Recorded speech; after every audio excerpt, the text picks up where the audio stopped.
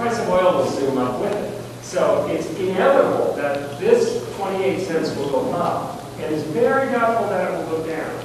So if you're thinking about going solar, wind, hydro, thermal, whatever, it's a good idea, because whatever calculations you make on the 28 cents are really going to change.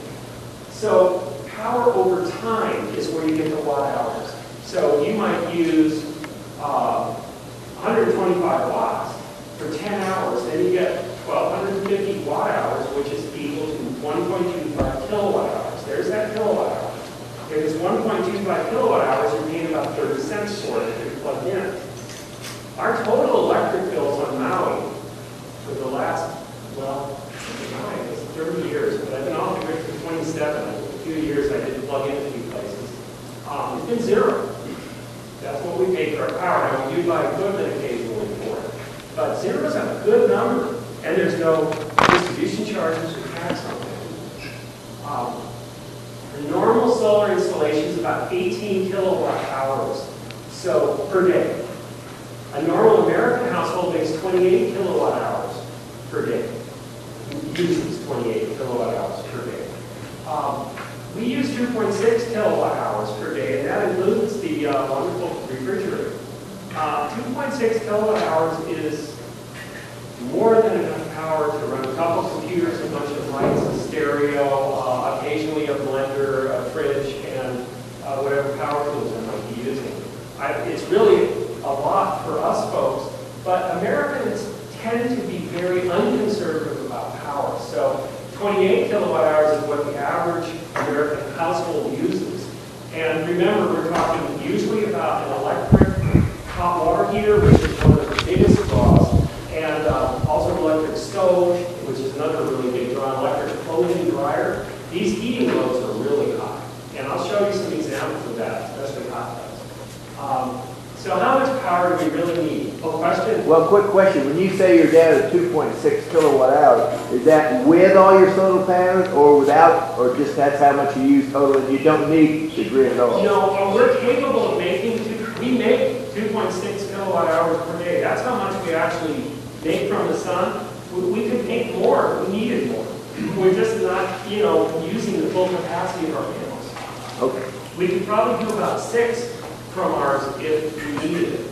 But that's just what we run on. That's our average daily use, is 2.6. So you're totally self-sufficient. You're self-sufficient energy-wise. We're completely self-sufficient energy-wise. We're unplugged. And we also are self-sufficient with our water. We use rain catch water only. And we water all our gardens with rain catch. And we're, the only way we're not self-sufficient is we ran a phone line through the jungle for 4,400 feet. For DSL, what can I say? There's just some things you got to have. So 2,600 watt hours is about 73 cents a day, or $22 a month if we were buying it from my electric. Now they would add to that distribution taxes, so if you pay 25 bucks a month, that's 30 bucks a month. But we don't pay that because we get our power from our rack, and it works. It works pretty well. So, what are the major power hogs in your house? Okay. Does anybody here use, and I know you don't want to raise your hand, but electric clothes dryer? Nobody? Okay, somebody uses an electric clothes dryer. They're very convenient. You just go like this and push the button, and your clothes come out all soft and everything. You don't have to hang them up or take them down or wait for it not to rain. But the clothes dryer, now, one of the points about this is that if you look at the amount of power that they use, the clothes dryer uses 5,600 watts, more watts than anything on this list. But you run it only 30 minutes a day, maybe. That's about one smallish load. Kilowatt hours per day, cost per year, 286. Now you notice that even though it's 5,600 watts, it's not the highest cost per year at all. So the thing to realize about power conservation in your home is you need, first of all, to check out, excuse me while I get this device here, you need to check out how much power you're using. And this is called a kilowatt meter, kind of a cute name. You plug it in the wall, and you plug your device into this, and it reads out how many watts the device uses. So if you plug your clothes dryer into it, first of all, the plug wouldn't fit, and second of all, it would blow it up. So I use the amp clamp on the larger ones, and the amp clamp, it looks like this. And so if you're going to reach into an electrical box, you have to be very careful, of course, not to electrocute yourself. Very primary. This opens up and goes around the wire, and then reads the number of amps coming through. So you turn on your clothes dryer and put a DC amp or an AC amp clamp. AC amp clamps are quite cheap and easy to get around it, and then you can measure how many amps it's drawing. Multiply amps times volts, and you get the watts. And 5,600 watts is typical for a clothes dryer. With all of the typical plug-in stuff, it's much easier. You just plug this in and plug it into it. You can survey your whole house with one of these and find out, with a little clipboard, how much each thing is using. And you can really save a lot of power. I'm going to show you during this conservation part how much power you really save here. Hot water heater draws 4,500 watts. Typically, it's on for maybe an hour and a half during the day. You can figure that your hot water heater is going to be running about the same amount of time that you're using hot water. Because when you use hot water, lower the temperature, it puts on for a while. Something like an hour and a half really varies, of course, how long a hot shower you take. So two of the first things you should do going solar is try to close on a line, which has now become a right of Hawaiian citizens. They passed a law. Yes, you can actually hang your clothes on a line. Wow. We've been in marinas in our boat where they don't allow us to hang so much as a beach towel over our railing, right? Because of the appearance. Has to look good. And a lot of neighborhoods, you can't hang anything out. But now you can, so you can do that. The hot water heater really should be hot water solar. And by the way, if you talk to an installer, he's going to want to put your hot water panels on your roof. You might investigate putting them as a landscape item in your yard instead. It's way cheaper. And you might not need a pump. If you're going solar, you'll find that that hot water pump really does use up some power. And our hot water system, which I'll show you on one of these slides, uses no power at all, has no pumps or valves, and it uses convection. And if you put your panel here and you have your hot water tank here, simple convection will heat the panel all throughout the day, and the insulation will keep it hot all through the night. Works great.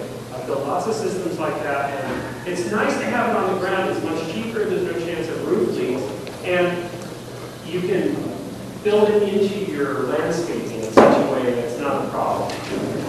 If there's any area below your house that's south-facing, physically below, altitude-wise, that's south-facing, then you can put your panels there and run the pipes up to your hot water feeder. You'll need to insulate the pipes, and you can't run too far.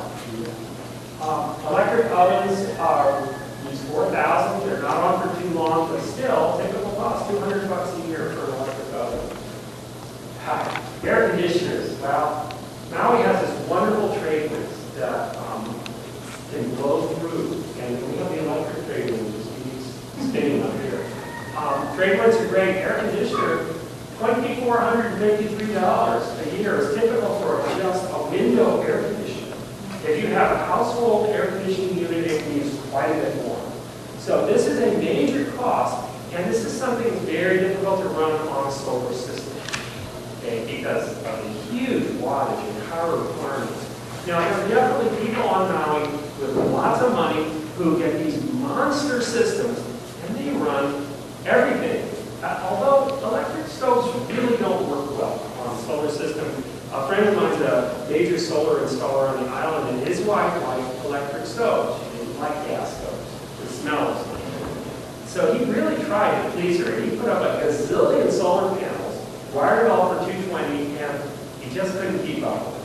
It's just very, very difficult to run that. So for stoves, propane is probably the way to go. And if, for instance, you want to change your house over from plug-in to solar, one of the things you might want to do is switch to a gas stove from an electric stove.